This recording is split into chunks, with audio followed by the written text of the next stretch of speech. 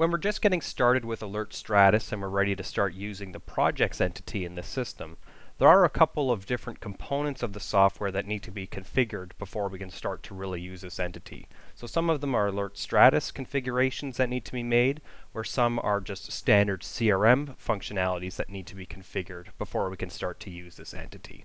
So a couple of those components that need to be configured beforehand are our costed resources, so we can set up their particular rates and so on if that's relevant for our business. We set up our currencies in CRM, so if we're working multi-currency, if we're just working with one type of currency, we want to make sure we have that configured. We also want to configure our price level so our system knows which price list are we going to be using for this particular customer and project. We also may want to configure some of our users in greater depth so we can better identify our sales reps or perhaps the owners of our project.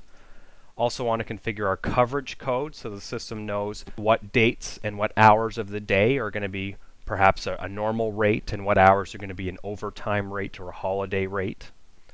And scrolling down on our project, we also want to configure our bill to and our ship to accounts. So from here we can set up our standard CRM accounts and all the different addresses that are going to be relevant for our projects. So same here with our ship to information.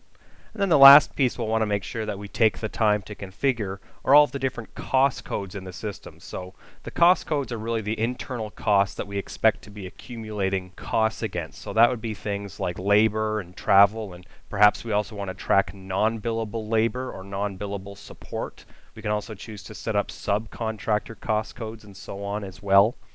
So when we're starting to set up all these different system components, we can rely on the Alert Stratus setup documentation that'll walk you through all those different components of the software that should be configured beforehand.